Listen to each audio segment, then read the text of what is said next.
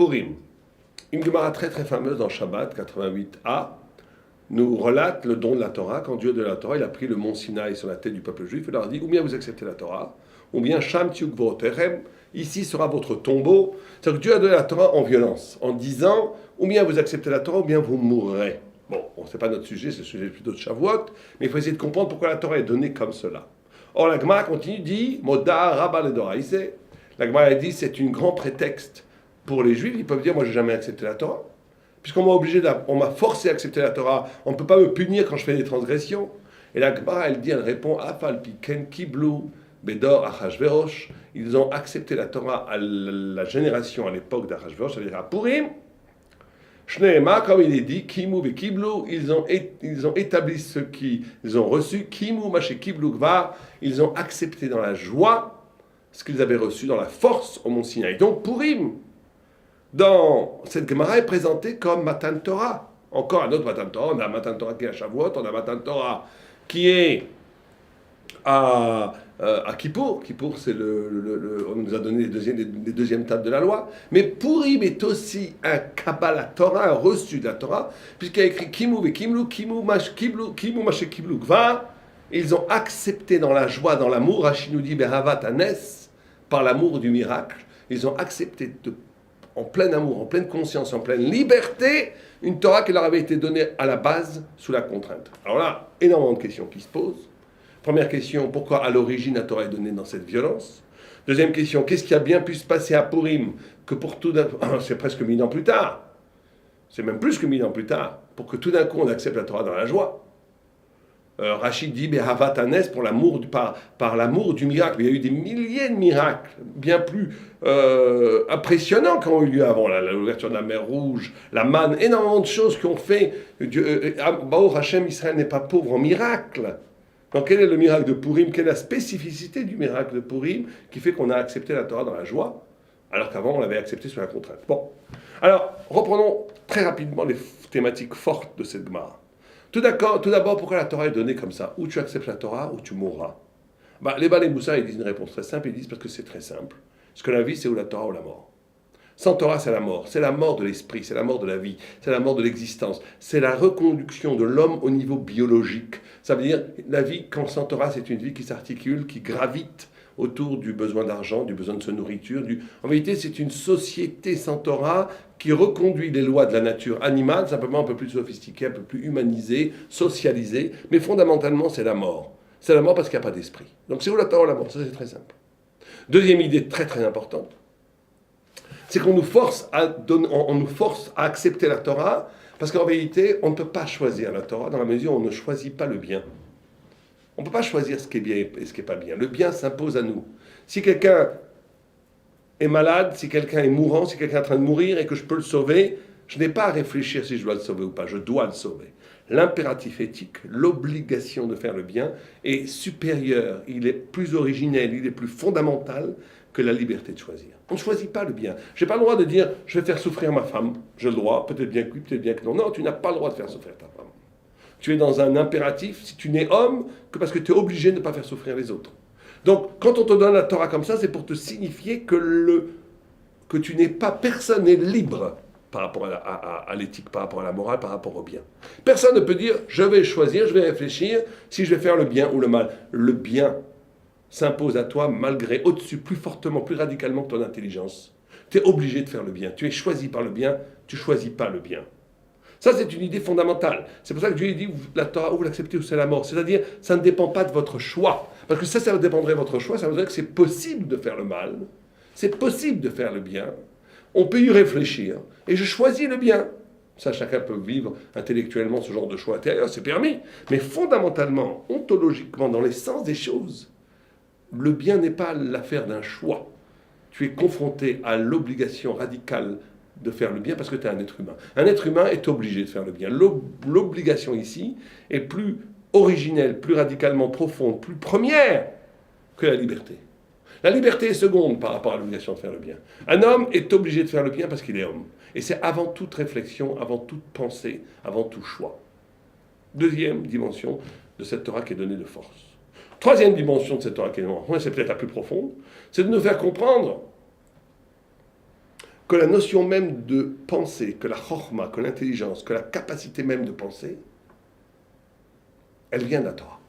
Ça, c'est une idée extraordinaire que le Maharal développe énormément, où il dit qu'en vérité, les gens croient que l'homme pense d'abord, il a la capacité de raisonner, de réfléchir, et qu'après, au bout du raisonnement, il arrive à la conclusion que Dieu existe, à la conclusion qu'il faut faire la Torah, à la conclusion que si on est là, c'est pas pour rien, que quelqu'un attend quelque chose de nous et donc on va commencer à s'orienter vers le bien et refuser le mal, etc., etc. Ça, c'est un cheminement qui est bien, qui est convenable, mais ce n'est pas le vrai cheminement. Le vrai cheminement, la vraie compréhension, c'est de comprendre que si un homme peut penser, et que si une bête ou un animal ou un ordinateur ne peut pas penser, c'est parce que fondamentalement l'homme est un être spirituel, parce que fondamentalement il a reçu la Torah. C'est le reçu, le don de la Torah qui va faire une fêlure dans l'homme. L'introduction d'un ailleurs, l'introduction de la transcendance, l'introduction d'une dualité. Je ne suis pas qu'une chose fermée dans ses propres limites. Je suis investi, visité par un ailleurs. Cette visitation de l'ailleurs qui ouvre l'homme à la pensée. L'homme commence à penser que parce qu'il est spirituel. Une fois quelqu'un me disait « Je suis athée, monsieur le rabbin », je lui ai répondu « En disant « Je suis athée, vous venez de prouver que Dieu existe ». Que quelqu'un qui peut dire je suis athée, qui peut penser, ne peut penser que parce qu'il est à l'origine spirituelle. Donc il n'y a pas de pensée sans spiritualité.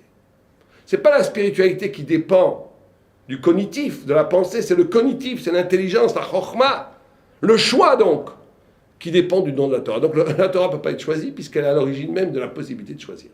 Et ça c'est fondamental, fondamental. C'est-à-dire que la Torah n'est pas une option intellectuelle. Elle n'est pas... C'est possible, c'est bien, c'est le meilleur des systèmes. Quelqu'un disait la Torah c'est le meilleur des systèmes. Je ne sais pas si c'est vrai, mais c'est le meilleur des systèmes. Dieu préserve. Jean-Paul Sartre disait ça. Chas v'shalom. On peut penser comme ça quand on est goy, mais pas quand on est juif. Ce n'est pas le meilleur des systèmes. C'est l'origine de tout système. C'est l'origine de la vie elle-même, c'est la vie elle-même. C'est ce qui fait que l'homme peut penser, c'est ce qui fait que l'homme accède à l'intelligence. C'est le rayon thoraïque. C'est comme si vous voulez, vous avez un rayon divin qui frappe la matière.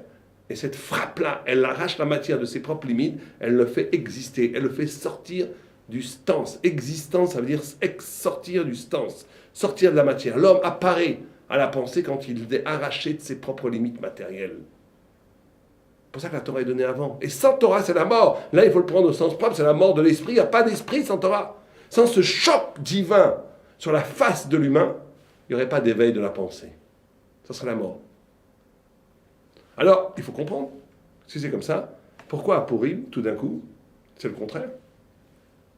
On a une Torah qui vient justement d'un oubli de cette transcendance, d'un oubli de cette révélation. D'où ça vient? Alors ici, on a quelque chose de très, très, très, très profond. S'il y a deux mouvements, il y a un mouvement, et ça c'est peut-être l'essence même de Purim qui nous est livré d'emblée. On a dit à Shavuot, on dit qu'à Shavuot, on reçoit la Torah. On reçoit la Torah. Très bien. Et cette Torah, c'est l'éveil même de la pensée. Mais après, il va y avoir un deuxième mouvement. Une fois qu'on a reçu la Torah, une fois qu'on a reçu la vie et la Torah en même temps, il va falloir que cette vie humaine, cette pensée humaine, seule, génère des idées nouvelles qui n'étaient qu'Ebiechol, soi-disant même pas prévues par le ciel. Ça veut dire que ça, c'est le côté de Purim.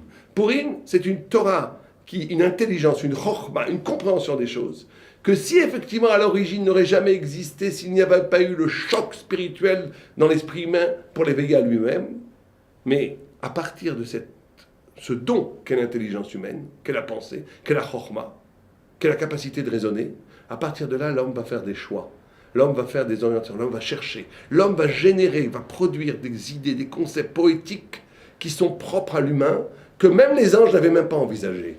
Et ça, c'est la grandeur de Purim. Purim, c'est un retour de la balance. On a reçu la lumière de la Torah, ça nous a éveillé à l'esprit. Mais l'esprit lui-même humain va après créer des chidushim, des pensées, de la Torah Shebalpé, la Torah orale.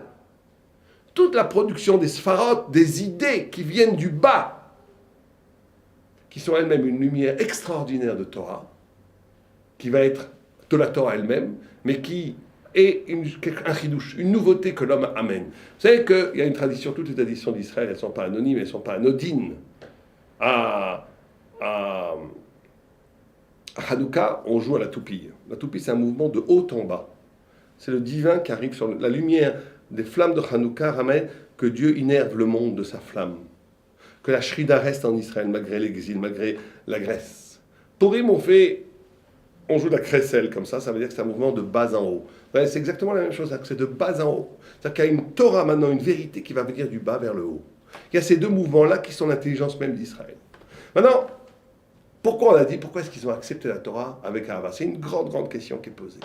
Les Tosfot répondent, ils disent que même s'ils avaient dit Naaseh Benishma au moment du don de la Torah, quand ils ont vu le feu de la Torah, ils ont reculé. C'est-à-dire qu'il y a une sorte de décalage. Quand l'homme veut devenir spirituel, il veut grandir, mais quand il voit la grandeur de ça, il s'effraie, il recule. À Purim, justement, puisque Dieu n'est pas visible, vous savez que dans la Megillah d'Esther, pas une seule fois n'est nommé le nom de Dieu. Comme Dieu est caché, alors il y a la place pour l'homme de choisir Dieu. Et comme l'homme est libre, quand au Mont Sinaï, l'écrasante, l'aveuglante, l'éblouissante présence du divin faisait que l'homme, quelque part, n'était pas libre de refuser. Et quand je ne suis pas libre de refuser, je ne suis pas heureux.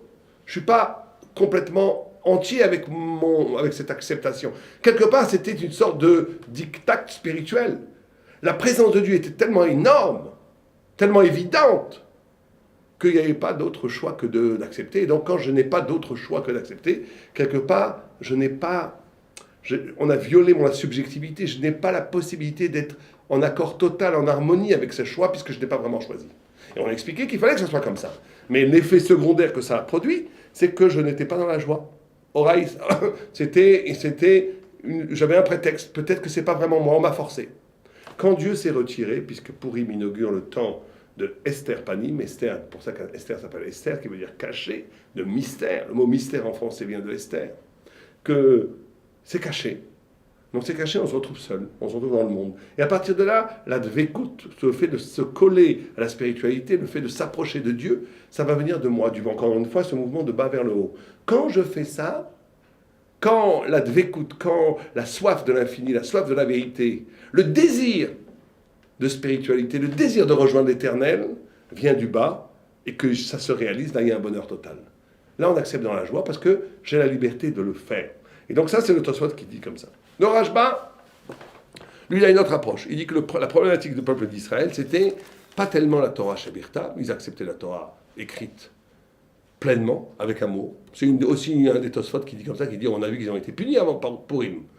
Alors lui, c'est tout ce qui était écrit à la Torah Shebirta, la Vodazara, la Brite. Bon, mais en tous les cas, le Rashba lui dit que la Torah écrite, il n'y avait pas de problème. Par contre, la Torah orale, ça veut dire que le fait que la décision dépende des rabbins, ça c'est quelque chose que ne pouvait pas accepter le peuple juif. Pourquoi? Ils ont dit un jour, les rabbins vont dire que c'est cachère, le lendemain ils vont dire que c'est pas cachère. On voit dans la même ville un rabbin qui dit que c'est cachère, un autre qui dit que c'est pas cachère. On ne veut pas rentrer dans l'aléatoire, dans l'arbitraire d'une décision d'un homme. Dieu, il ne se trompe jamais, on veut bien accepter la Torah écrite, mais la Torah orale qui dépend de l'interprétation des rabbins, on n'en veut pas. Alors qu'est-ce qui s'est passé à Purim qui fait qu'ils ont accepté la Torah chez Balpé avec amour? Alors le Rashba explique une chose extraordinaire. Il dit, vous savez que toute l'histoire de Purim, c'est signifié dans la Megillah, a commencé avec le fait que Mordechai n'a pas voulu s'agenouiller devant Haman. Haman se prenait pour une divinité. Il avait créé toute une métaphysique autour de son histoire, autour de lui, autour de sa personnalité, son individualité. Il avait une secte autour de lui, il avait des prêtres, toute une histoire incroyable. Et Achashverosh était d'accord, puisqu'il était bien, être servi par un demi-dieu, c'était tout à fait extraordinaire pour le roi Achashverosh. Et donc, Haman, on abusait de ce pouvoir médiatique, de ce pouvoir d'hypnose, de ce pouvoir de pouvoir fasciner les foules, avec toute une mythologie spirituelle dont il était l'incarnation. Et les gens devaient se prosterner devant lui. Or, Mordechai a fait un psak halacha. On n'a pas le droit de faire d'Avodazara. Ça, c'est la Torah le dit. On doit mourir. C'est une des trois choses pour lesquelles il faut mourir plutôt que transgresser. C'est Avodazara. Si quelqu'un vous demande de vous agenouiller devant une idole ou de mourir, vous lui dites coupez-moi la tête. Je ne m'agenouillerai jamais devant une idole. 2, tuer quelqu'un d'autre. Si on vous dit si tu veux pas que je te coupe la tête de ton copain, tu dis non, coupez-moi la tête. Troisièmement, arayot, tous les interdits sexuels, ça veut dire adultère, homosexualité, inceste, etc. Là, il vaut mieux mourir plutôt que transgresser ces avérances. C'est trois choses qui sont tellement énormes, tellement dans l'absolu de l'impureté, qu'il vaut mieux mourir que transgresser ces trois choses. Bon. Mais est-ce qu'on a le droit de s'agenouiller devant un homme qui se prend pour un dieu? D'après la halakha, aujourd'hui, si quelqu'un vous dit « agenouille-toi devant moi, ou mais je te coupe la tête », eh bien vous agenouillez devant lui, vous avez le droit. Piquoir des fèches, doché kol Torah kula. Ça ne s'appelle pas une avodazara. L'avodazara, ça doit être l'idolâtrie, ça doit être une statue. Mais un homme ne peut pas se faire avodazara. Aujourd'hui, la halakha, elle est comme ça. Au temps de Mordechai, le Gadolador, le grand de la génération, c'était Mordechai, lui, il avait considéré qu'un homme pouvait avoir un digne de avodazara. Bon, il y a des camarades qui disent qu'il avait mis quelque chose sur lui pour une sorte une sorte de collier idolâtre. Mais le pshat pachout, c'est qu'il s'était fait lui-même avodat zara. Et donc, Mordechai avait conçu la halakha qu'il valait mieux mourir plutôt que s'agenouiller devant un homme. Ce qu'il est aujourd'hui par la halakha. Alors, les gens ont été le voir. Certains ont été, tu mets en danger tout un Israël. Tu n'acceptes pas de t'agenouiller devant Aman pour un psak halakha qui est tout à fait controversé et qui n'est même pas sûr, puisqu'il y avait d'autres rabbinim à l'époque qui disaient on a le droit de s'agenouiller devant Aman, c'est pas de la avodah zara, comme la halakha aujourd'hui. Lui a dit non, moi je pense comme ça que la Torah elle dit qu'il y a de la avodah zara devant un homme. Et quand ils ont vu que toute la hashgacha klalit, que toute la providence, que toute l'histoire de Purim est passée grâce à ce psak halakha, ils ont compris que Dieu lui-même entretenait l'histoire, que Dieu lui-même agissait dans le monde par rapport aux psakim, aux décisions des rabbanim. Et là, ils ont accepté la Torah avec Ahava. La Torah chez Balpé, ils l'ont accepté avec Ahava. Ils ont compris que le psak du Rav n'était pas quelque chose d'arbitraire, quelque chose de complètement contingent, mais qu'il était le reflet d'une des données de la Torah que Dieu acceptait tellement qu'il menait l'histoire des hommes et de l'humanité à partir du psak halakha des rabbanim. Et là, ils ont accepté Behava. La Torah, c'est le pshat du Raj. Le Gaon de Vilna, lui, envisage Purim sur un autre aspect. Tout le monde connaît le très très fameux texte du Gaon de Vilna qui dit Purim qu'est Purim. Comme si Kippour, qui est peut-être la fête la plus solennelle, la plus extraordinaire de l'année, n'est que qu'est Purim, n'est que comme Purim. C'est-à-dire que la vraie fête de référence est Purim, et Kippour n'est que qu'est en hébreu veut dire comme. Ce n'est que comme Purim. Kippour, qui est pourtant une fête extraordinaire, n'est que comme Purim. Incroyable.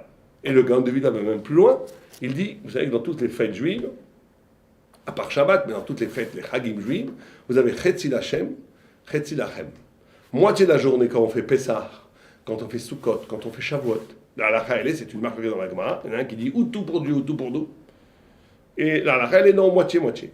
C'est-à-dire qu'on doit être capable, un jour de fête, d'étudier et de prier la moitié du temps, et de l'autre moitié de manger, de célébrer la fête avec des amis dans des repas, dans des délices, dans une ambiance conviviale de fête. Donc on doit faire moitié-moitié. Une fête juive, c'est une fête dont la moitié du temps est investie dans l'étude et la prière, donc l'âme rassasiée, ou plutôt l'âme aimantée vers le haut, et le corps qui reçoit tous les délices de la terre pour que dans une union du corps et de l'âme, il y ait une célébration à Kiddush Hashem, une sanctification du nom divin. Très bien.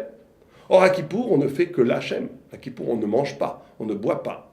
On fait au contraire Inu Nefesh, une interdiction au corps de jouir. Et donc on n'est que dans Kulo l'Hachem, on n'est que dans le côté vers Dieu. À Purim, c'est le contraire. Toute la journée, on ne fait que manger, boire et rassasier son corps. Et donc le Gaon de Vilna dit que ces deux jours sont le même jour. Simplement, Kippour est le Chetzi Lachem, c'est le côté vers Hachem, et Purim est le côté Lachem, qui est vers vous. Alors il faut comprendre le rapport.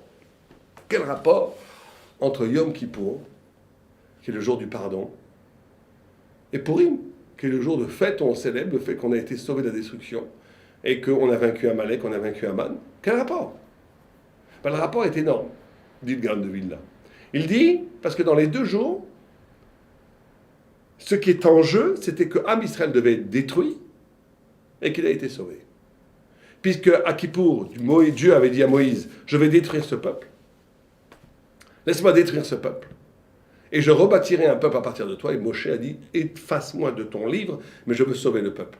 Et il a fait tout un système, il a fait toute une prière pour sauver Am Israël en faisant référence à Avraham, Isaac, Yaakov, en disant que ce serait un Chilul Hashem incroyable, que les Égyptiens vont dire que tu as sorti ce peuple pour le tuer au milieu du désert par rapport au dieu Ra. Il y avait Paro avait prophétisé, il avait vu dans l'astrologie que le peuple juif serait détruit à cause d'une mauvaise étoile qui s'appelait Ra.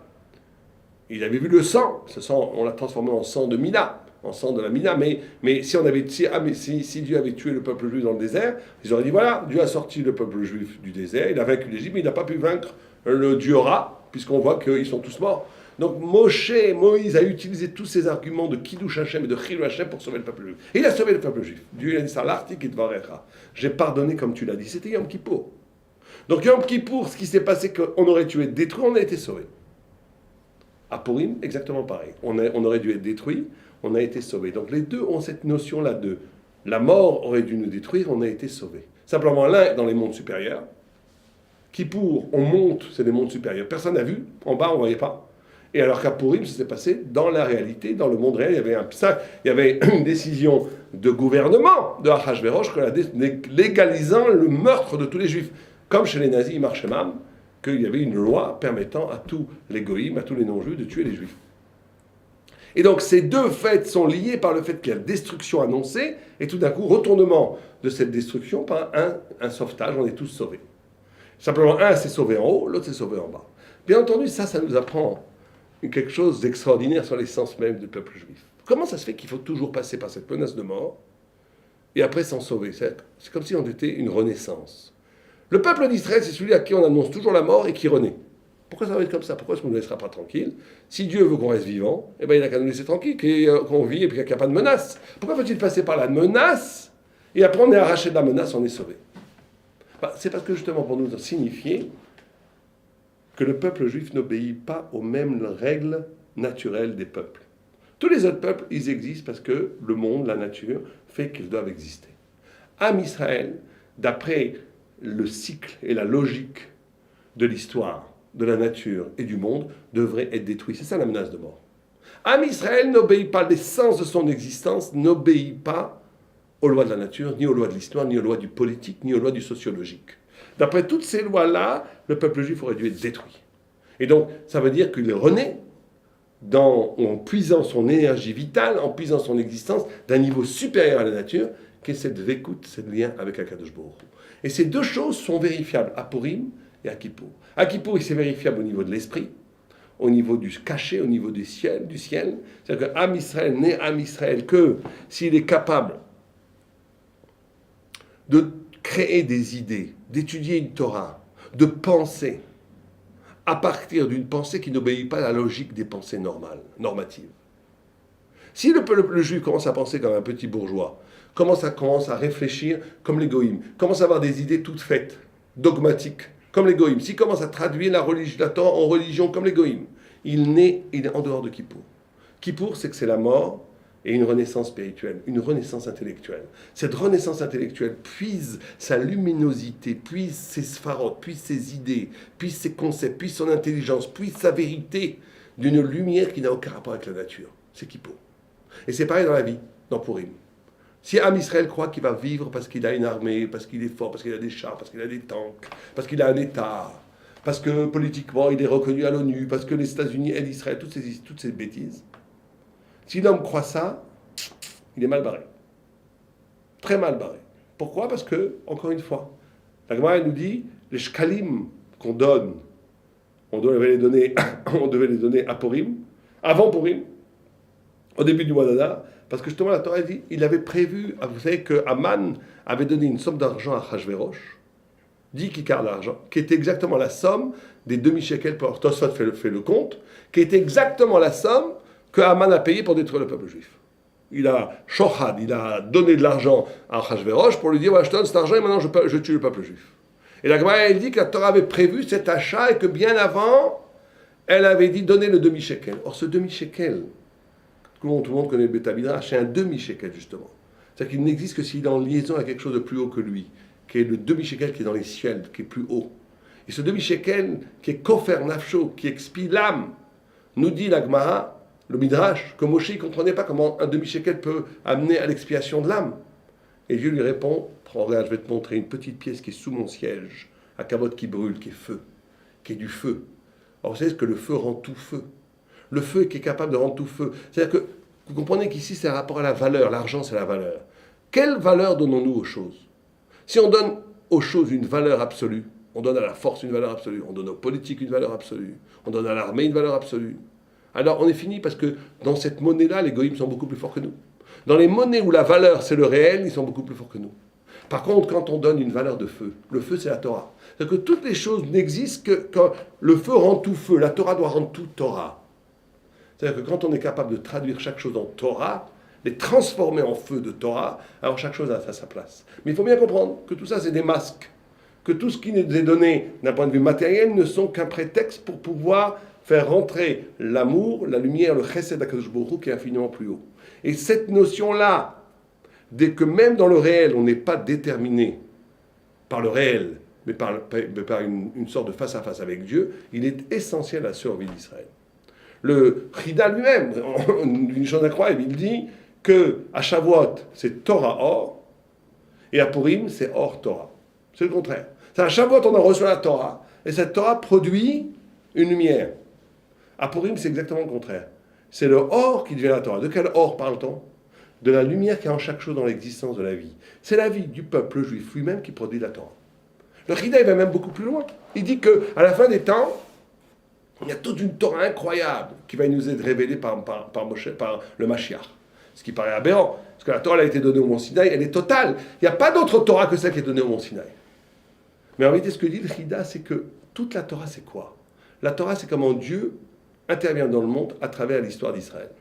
Or, il y a toute une histoire d'Israël qui est encore restée cachée, qui n'est pas traduite thoraïquement. C'est laquelle ? Depuis la fermeture du canon biblique, c'est-à-dire depuis pratiquement Purim, jusqu'à nos jours. Qu'est-ce que la Torah va avoir à dire de la Shoah ? Qu'est-ce que la Torah elle va avoir à dire à partir de l'exode d'Espagne, du Girush Farad ? Qu'est-ce que la Torah elle va dire par rapport à l'assimilation, par rapport à l'exil, par rapport au sionisme, par rapport à mille choses ? Ça, il va falloir un roi prophétique, un esprit prophétique, thoraïque, qui nous dit qu'est-ce que la Torah, qu'est-ce que Dieu pense, quel est le pshat, quelle est la réalité profonde, métaphysique, ontologique de ces événements-là. Alors vous comprenez que ça veut dire ici, c'est hors Torah. C'est-à-dire que c'est la vie elle-même du peuple juif qui n'obéit pas aux critères de la nature, du politique et du sociologique, qui va générer un sens thoraïque éternel à partir de l'existence du peuple juif lui-même. C'est-à-dire qu'il y a deux mouvements, encore une fois. Un mouvement de Torah elle-même, elle produit une existence, elle produit une lumière vivante. Mais cette lumière vivante que nous-mêmes, on a reçue, qu'est la vie d'Israël, qu'est l'aventure d'Israël, qu'est l'énigme d'Israël, qu'est l'intrigue d'Israël, toute cette façon d'exister comme un juif va générer une Torah. C'est la Torah de Purim. C'est cette Torah-là à Purim qu'on doit trouver. À Purim, on doit être capable de créer une Torah.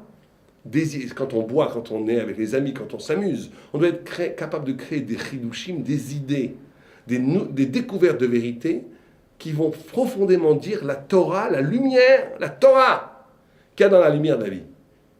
Être capable de traduire sa vie elle-même en concept de Torah. Ça, c'est Purim. C'est un très très haut niveau qu'il faut arriver, c'est le niveau le plus haut de l'année. C'est pour ça que le Gaon dit que c'est qu'est Purim. Kippour n'est que comme Purim, et Purim c'est le plus haut. Le deuxième grand aspect de Purim, c'est le combat avec Amalek. Combat avec Amalek. Amalek est un peuple anti-Israël qui vient de Esav, qui lui-même a eu un fils qui s'appelle Eliphaz, qui a eu un fils qui s'appelle Amalek. Et Amalek est l'anti-Israël, c'est celui qui veut détruire toujours Israël. Là, on est dans un combat très profond qui est à Purim. Tous les autres peuples sont des peuples profondément liés à la matière. C'est-à-dire que leur identité n'est que le résultat d'une histoire de la matière. C'est-à-dire qu'avant tout, il y a une existence, qu'il y a une terre, qu'il y a un climat, qu'il y a une histoire, qu'il y a des hommes, qu'il y a toutes sortes de choses qu'on peut tout à fait localiser, et ça va créer une civilisation, une culture, une identité nationale. Ça, c'est ce qu'appelle le chomer. Le chomer, ça veut dire qu'avant tout, il y a la matière, et cette matière va, en se sophistiquant, en épousant le temps et l'histoire, créer toutes sortes de formes, qui vont être des formes culturelles, spirituelles, intellectuelles, qui vont former le bagage spirituel d'une nation, d'un peuple. Des fois, ça peut être un peuple très intéressant d'ailleurs, mais ce qu'on appelle le peuple de la matière, parce que ce peuple est sorti de l'histoire. Am Israël n'est pas comme ça. Am Israël, Bereshit. Rachid nous dit, Réchit, c'est Am Israël, qu'au début de la création même, l'identité d'Israël est définie avant toute histoire. Avant que Israël n'existe, il y a déjà l'idée d'Israël. Ça, c'est la notion de la forme. Le monde a été créé avec la lettre He, Dalet veut dire 4, qui sont les 4 points cardinaux, Yud, c'est la forme séparée, le Maral dit ça, Tsura Mouvdelet, qui est séparée et qui innerve l'essence. Le Yud rend He, le Dalet, mais il n'est pas une partie du Dalet, il est séparé du Dalet, mais il rend le Dalet He. Le Yud, qui est la forme séparée, va donner l'essence des choses du dehors, du dessus, du plus haut. C'est la notion de forme. La notion de forme qui n'est pas le résultat de la matière, mais quelque chose qui a existé depuis tout le temps. Très bien. Ça, c'est Am Israël. Mais il y a un autre peuple qui a ce Yud. C'est Amalek. Amalek lui-même, qui vient d'Yitzhak, puisque Eliphaz est le père d'Amalek, qui est le fils de Yitzhak, et le fils d'Esav, dont le père Et Yitzhak Avinu, c'est la forme pure. C'est celui qui est tellement forme qu'il a été quelque part brûlé sur l'autel de Dieu. Yitzhak, ça veut dire étymologiquement Chai Ketz. Il a vécu la fin des temps. Il a traversé le miroir. Il est la forme la plus absolue. Il est tellement la forme la plus absolue qu'il ne voit plus le monde. Il est aveugle du monde. Il ne voit que la forme dans le monde supérieur. Et Amalek vient aussi de ça. Amalek est quelqu'un qui possède la puissance de la forme, la puissance de la tsura. Simplement, comme vous avez un He, avec lequel a été créé le monde, vous avez la lettre qui est anti le He, qui est le Kouf, qu'on appelle en réalité en hébreu, il ne faudrait pas dire le Kouf, il faudrait dire le Kof. Le Kof, le singe, qui veut dire l'imitation de l'homme. Le singe imite l'homme. Pourquoi? Parce que vous avez le He, qui est le Dalet et le Yud. Or, qu'est-ce que fait le Kof? Qu'est-ce que fait le singe? Qu'est-ce que fait Amalek?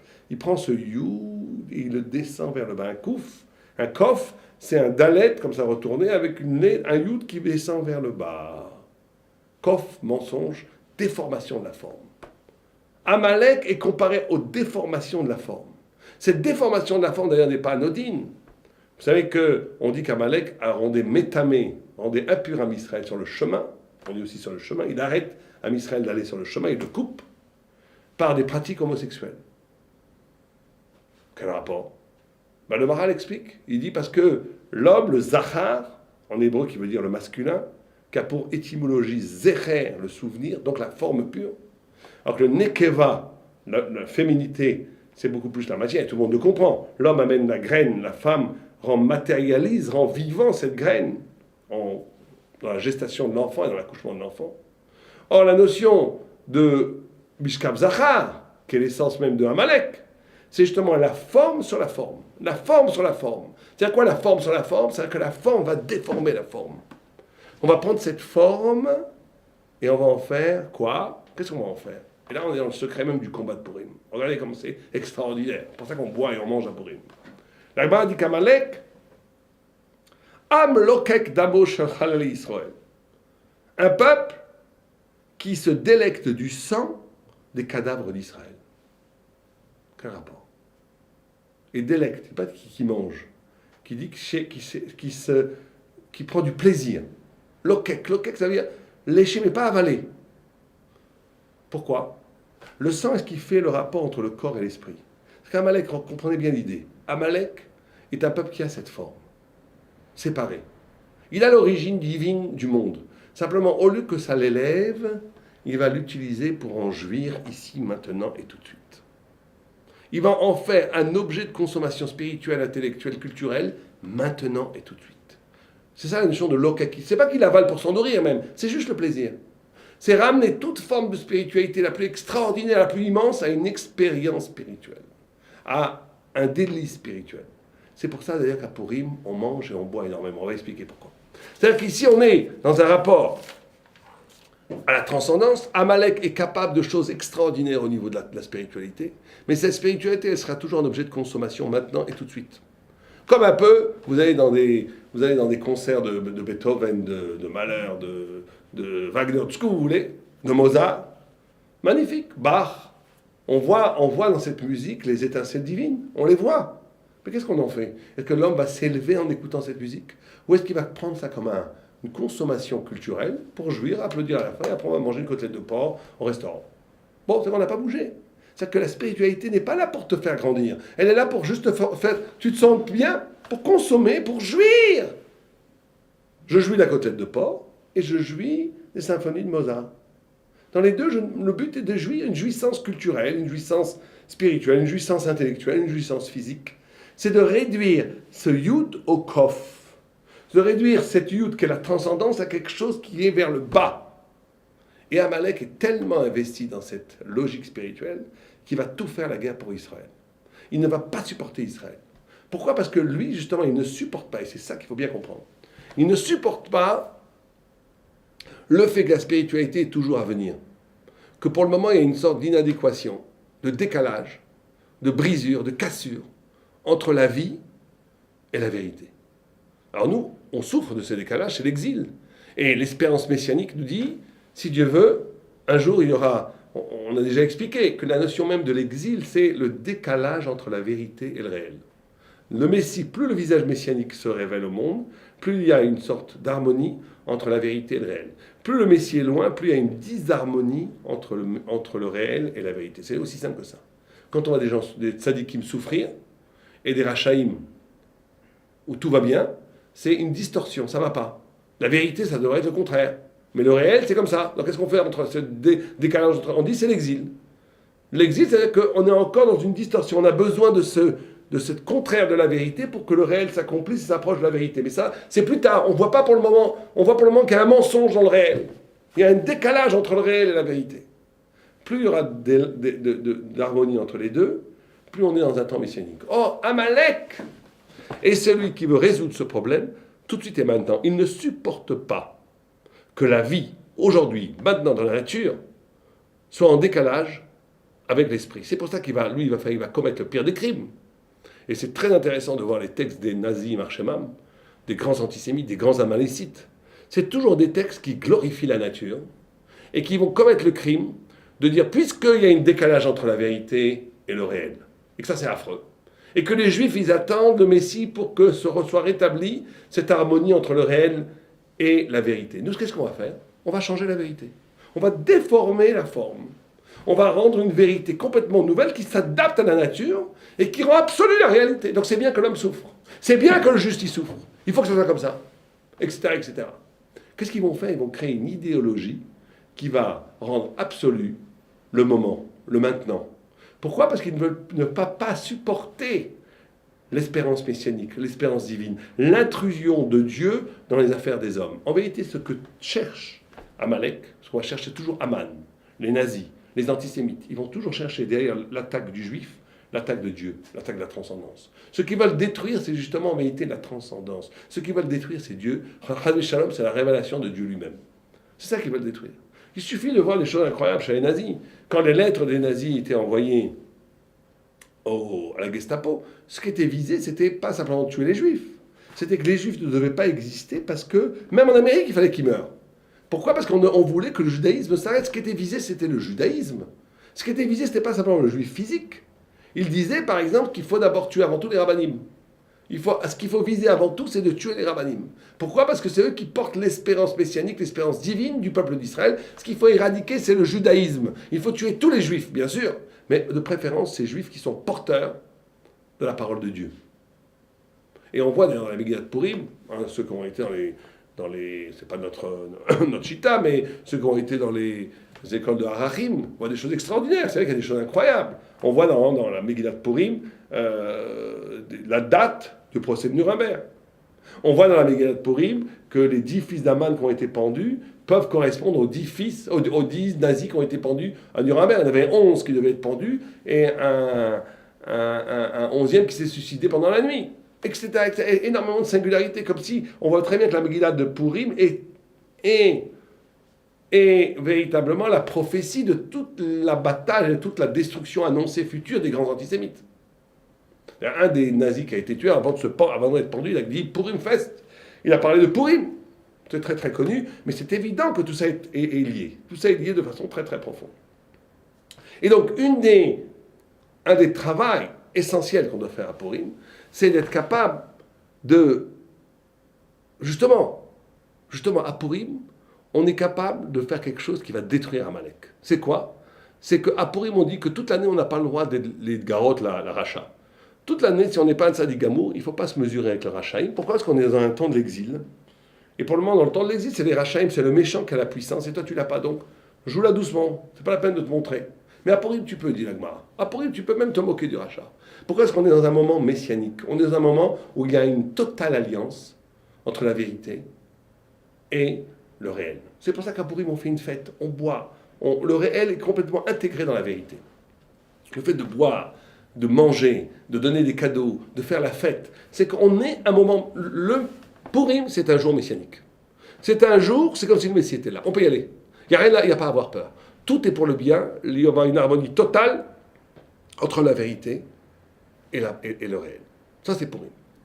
Et d'ailleurs, Purim, dans Sefer Yetzirah, vous savez que chaque mois de l'année est lié à un sens, et le sens de Purim. Par exemple, Elul, c'est le Maasé. Nissan, c'est la parole. Purim, c'est quoi? C'est le nez, c'est le rire, bien entendu le rire, mais c'est le nez. Pourquoi c'est le nez? Parce que, et c'est Adar. Adar en araméen veut dire retour. C'est tout à fait extraordinaire de voir qu'une bonne blague, quand on raconte une bonne blague, ça épouse toujours la même structure, une bonne blague. C'est qu'on raconte une histoire qu'on a l'impression qu'elle va finir comme ça, et tout d'un coup, il y a un retournement, elle se retourne exactement comme le contraire. C'est quoi une blague? Qu'est-ce qui fait rire? On amène une histoire qui, d'après la logique même du déroulement de l'histoire, devrait finir d'une certaine façon, et la personne aurait ri, et tout d'un coup, l'histoire se renverse, ou c'est exactement le contraire de ce qui se passe, tout le monde est mort de rire. Pourquoi est-ce qu'un retournement fait rire? Quand vous voyez quelqu'un de très très classe, très plein de kavod, plein d'honneur, quelqu'un de très élégant, tout ce que vous voulez, qui tombe par terre, alors vous avez de la peine pour lui, mais tout le monde a un peu de sourire aussi, c'est comme ça. Pourquoi? Parce qu'il y a quelque chose qui s'est renversé. Ce qui était incroyablement respectueux est devenu tout d'un coup méprisant. Et les gens rigolent. Alors, ils ont honte de rigoler, ils se retiennent. Mais c'est toujours comme ça. Quand quelque chose se renverse, ça amène le rire. Une bonne blague, c'est toujours ce phénomène-là que ça suit. Pourquoi? Parce que c'est très simple. Parce que c'est comme dans Purim. Dans Purim, toute l'histoire va vers la destruction du peuple juif. Et tout d'un coup, il y a un renversement. Toute l'histoire se renverse et c'est ceux qui ont voulu nous tuer qui vont être tués. C'est Haman qui est tué avec ses fils. C'est les 500 antisémites à Shushan qui vont être tués, etc. etc. Donc il y a un retournement. Ce qui était normalement, logiquement, qu'aurait dû arriver, qu'aurait dû amener à la fin du peuple juif, à la destruction massive du peuple juif, femmes, enfants et hommes, au dernier moment, ça s'est retourné. C'est les ennemis d'Israël qui ont été tués. Grand rire universel. Or, chaque fois, il faut bien comprendre que cette histoire qui s'est passée à Purim, c'est pour ça que Purim est essentiellement lié au messianisme. C'est l'histoire de l'univers entier, le grand récit de l'univers, le grand récit de notre vie. Le monde va d'une certaine logique. Et puis les gens, ils ont l'impression de dire, t'es un doux rêveur. On voit que le monde, il va comme ça. C'est l'État, c'est l'armée, c'est l'argent, l'histoire qui se fait, la démocratie, le parlementarisme, etc., etc. On voit que la logique même des choses va vers une certaine logique. La logique même du monde va vers une destinée qui est ordonnée à partir de pouvoirs infiniment costauds, qui sont le pouvoir politique, le pouvoir financier, le pouvoir militaire. On ne peut rien faire contre ces trois pouvoirs. Or, la Torah nous dit à un moment donné, tout ça va se renverser, tout ça va se détruire comme un château de cartes. C'est la venue du Messie. Et ce retournement-là, c'est le retournement messianique en lui-même. C'est pour ça que chaque fois qu'on fait une blague et qu'on rigole, on est en train de vivre un petit événement messianique mineur. C'est la préscience messianique. Pourquoi ça amène de la joie quand on fait une blague? Parce que c'est une façon de vivre cette joie extraordinaire qui va apparaître quand le Messie va venir, qui va être un retournement de toutes les valeurs du mensonge pour faire apparaître la visage de la vérité de Dieu et de la Torah. Et donc, d'où le fait que Hadar, qui est le mois le plus messianique de l'année, soit lié à cette notion de retournement de Hadar. Alors, pour conclure, on va prendre les 4 mitzvot, les plus importantes qu'on a fait à Purim. 1, c'est lire la Megillah. 2, c'est de donner des cadeaux à des amis. Il faut donner 2 cadeaux à un ami minimum. 3, il faut donner de l'argent aux pauvres, au moins à 2 pauvres. 4, il faut faire un Seouda, un Mishté, et boire du vin à Deloyada jusqu'à qu'on ne sache plus la différence entre Baruch Mordechai et Baruch Haman. C'est les 4 grandes mitzvot qu'on doit faire, et les prières, on dit Al-Anissim, bien sûr, quand on prie, on doit rajouter le Keta, le passage de Al-Anissim dans la Tfila. Alors on va essayer d'expliquer chacune des prières et voir comment elles sont liées aux notions qu'on a évoquées au début de notre cours. D'abord, lire la Megillah. Pourquoi la Gemara nous dit? Pour Pirsumé Nissa. Pirsumé Nissa, ça veut dire pour proclamer le Nes. Or, quand on lit la Megillah, à première vue, il n'y a pas de miracle. Quel est le miracle? C'est une histoire politique. À la limite, un athée qui aurait été au Mont Sinaï, un athée qui aurait été à la Kriyat Yam-Suf, à l'ouverture de la mer Rouge, il aurait dit, écoutez messieurs, excusez-moi, je suis plus athée, j'ai vu. Personne ne peut nier l'évidence, j'ai vu l'immensité de la grandeur de Dieu. Mais imaginez que vous avez un athée, un renégat, qui vivrait à l'époque de Purim, de Esther. Il pourrait dire, écoutez, vous avez eu de la chance, il a choisi comme femme Esther, Achashverosh, et il s'est marié avec elle, et elle a révélé au bon moment qu'elle était juive, ce qui fait qu'il a retourné sa veste, il a tué Haman, et c'est tout, mais il n'y a pas de miracle ici, c'est une histoire politique.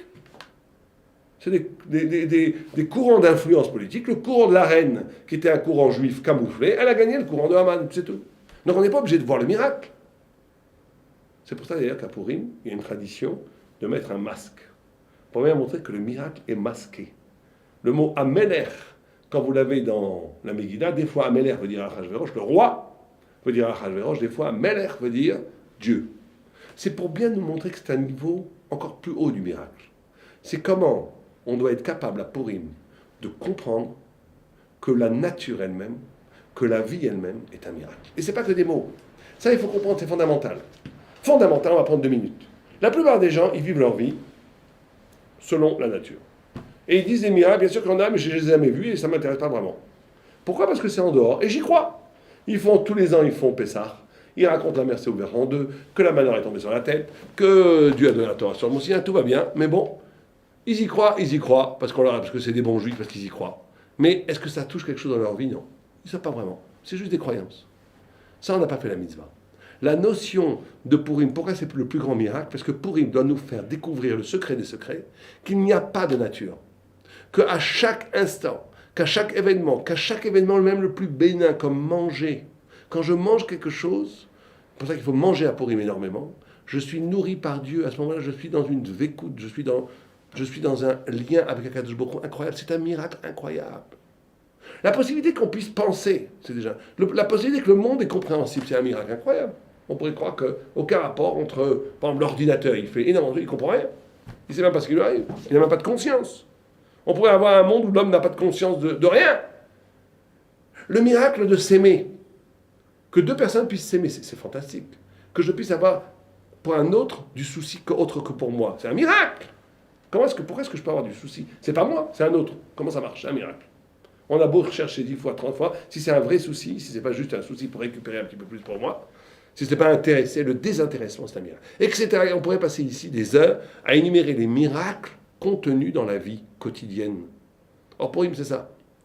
Purim, le miracle est masqué, on porte des masques, on se déguise. Pourquoi on se déguise? Pour te montrer que la vérité est masquée, il faut la démasquer. Il faut dévoiler la vérité. Il faut faire un effort intellectuel, spirituel, mental, pour essayer de déloger la lumière divine, spirituelle, miraculeuse qu'il existe dans chaque événement. Et c'est ça, Pirsum Nissa. On doit révéler le miracle. Quel miracle on révèle à Purim? Quand tu dis, mais il n'y a pas de miracle. Si, le miracle, c'est que tout est manigancé par Dieu. Ce qui a l'air d'être obéir. C'est ça, la première révolution intellectuelle qu'un juif doit faire. C'est ce qui a l'air d'obéir à des règles évidentes. Ces règles évidentes qui sont le politique, le social, l'argent, l'économie, tout ce que vous voulez. En d'autres termes, le discours journalistique qui est le discours le plus idiot de la planète.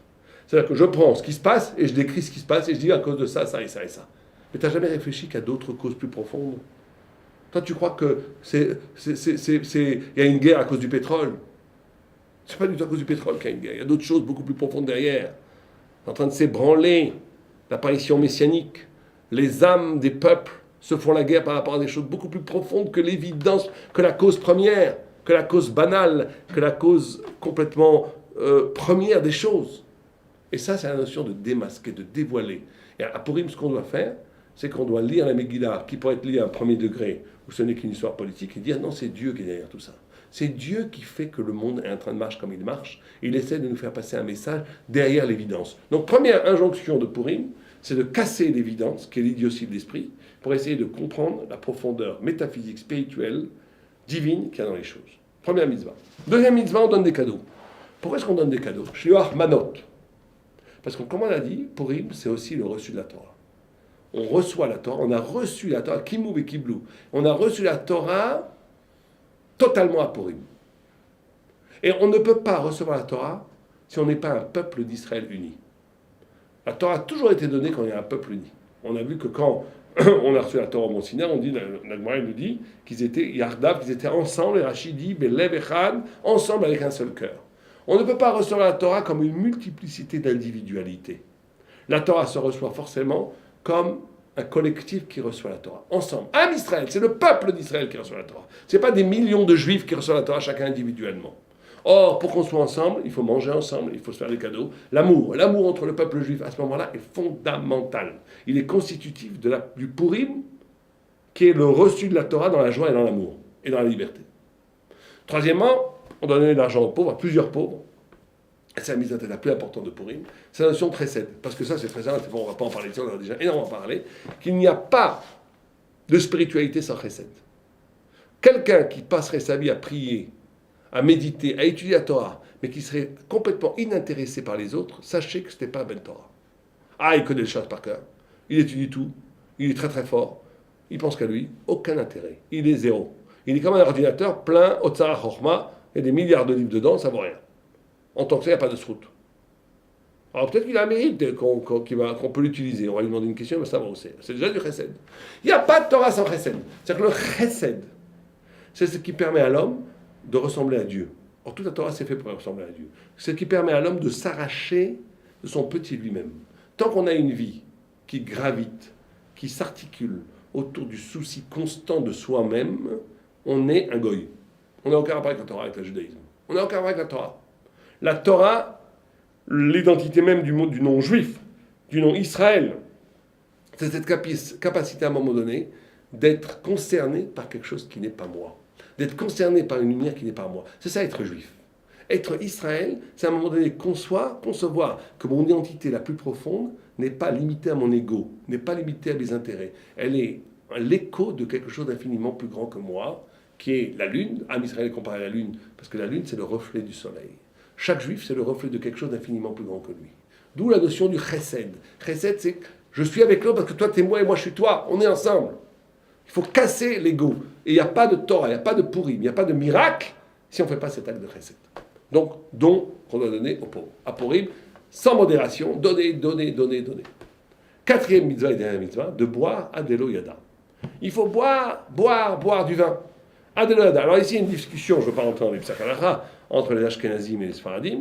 Pour les Sfaradim, il faut boire Adelo Yada. Les hommes, on ne parle pas des femmes. Il faut vraiment boire.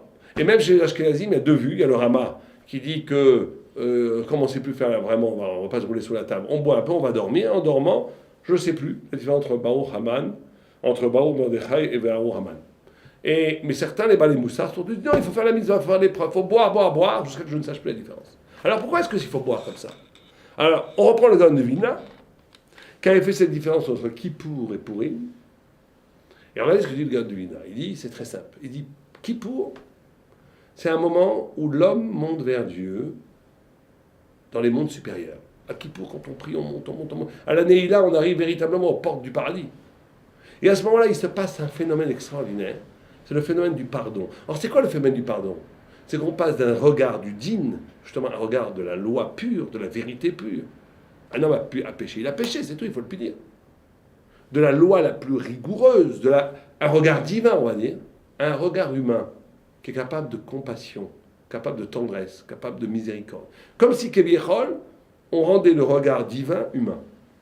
Et c'est ça qui fait le pardon. C'est que Dieu intègre dans son regard la dimension de faiblesse, de tchouva, de repentir, d'espoir, d'amour qu'il a pour les hommes, qui permet le pardon, par la tchouva. Rabbi, il pensait que même sans tchouva, il y avait une tchouva. Il y a que Dieu regarde tellement avec des regards de miséricorde, de chesed, qu'Ebiechol avait des regards humains, l'homme qu'il était pardonné. Donc, Kippour, c'est quelque part une transformation d'un regard divin en regard humain. Purim, c'est exactement le contraire. Purim, l'homme fait venir sur lui la shrina, la présence de Dieu, c'est un mouvement de haut en bas, où à ce moment-là, l'homme est tellement proche de la vérité qu'il voit le monde avec les yeux de Dieu. C'est le seul jour où je peux voir le monde avec les yeux de Dieu. Et en ce moment-là, on dit Baruch Haman. Haman, l'affreux Jojo qui a voulu tuer tout le peuple juif, sans lui, il n'y aurait pas Purim.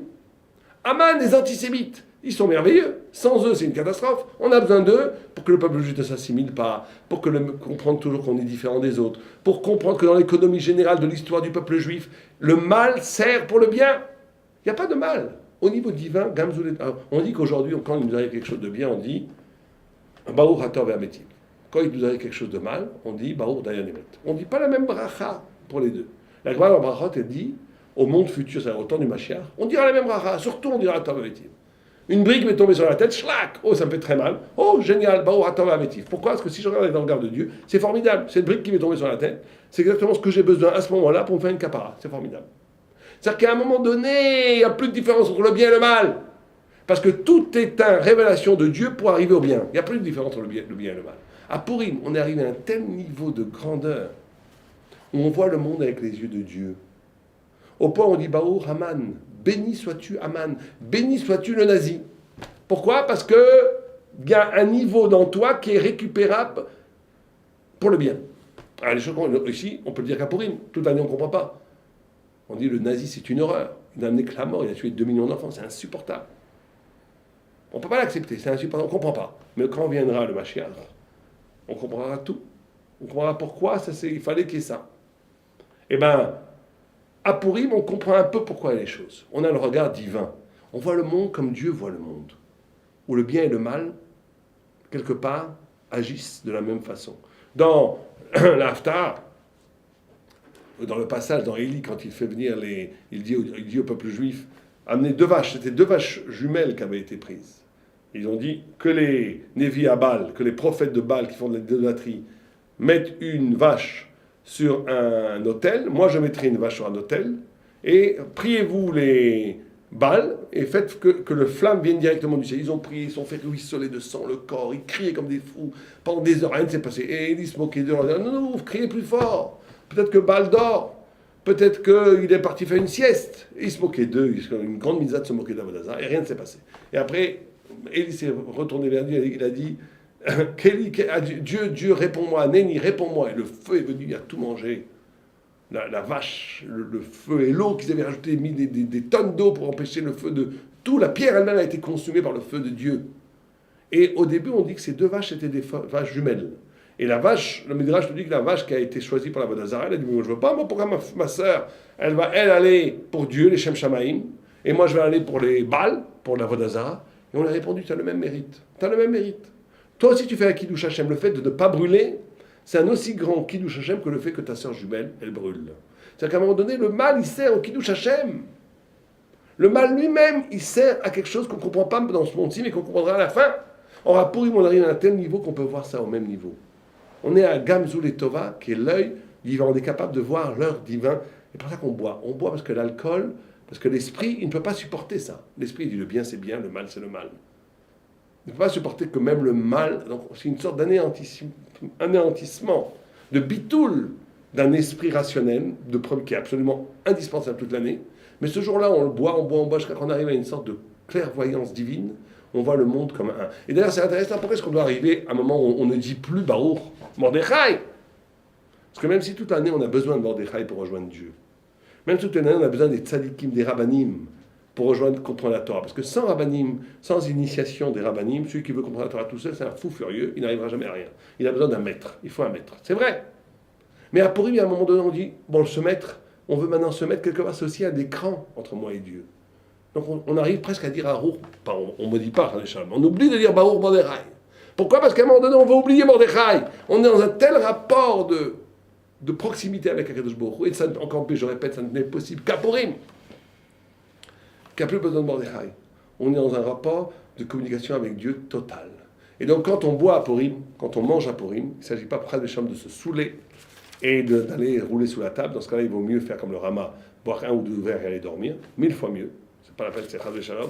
Si on dit que Purim, c'est Purim, on dit que la Kedusha, la sainteté de Purim, est plus grande que la sainteté de Kippour.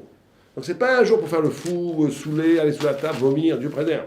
C'est un jour où on boit, où on mange, où on fait du chesed, où on arrive à un niveau de conscience tellement haut, où on est tellement proche d'Akadosh Baruch Hu qu'on n'a plus besoin de personne, il n'y a plus d'intermédiaire. C'est nous et Akadosh Baruch Hu dans une sorte de symbiose magnifique. Et on boit, et on dit des Chidushé Torah qui viennent du bas. Des Chidushé Torah, comment je peux traduire ma vie en Torah? Comment je peux traduire tous les événements qui me sont arrivés toute l'année en Torah? Comment je peux dire des nouveautés de Torah à partir de l'instant vécu maintenant avec les enfants, avec les amis, avec sa femme, avec d'autres personnes, avec tous les schnorrers qui viennent? C'est un moment d'extase extraordinaire où la vie elle-même produit de la lumière. Et donc, où j'arrive à un tel niveau de conscience où il n'y a plus de mal et de bien, tout est pour le bien. Une sorte de quiétude, de renoncement, de sagesse, où je dis Gamzul et Tova, où tout est pour le bien, et où ce vin qui doit être de qualité m'amène à un tel niveau de simra, de joie, que je suis en symbiose totale avec Akadosh Baruch Hu, où il n'y a plus de mal, tout est pour le bien. Gamzul et Tova, Alva et nous, et Purim Sameach.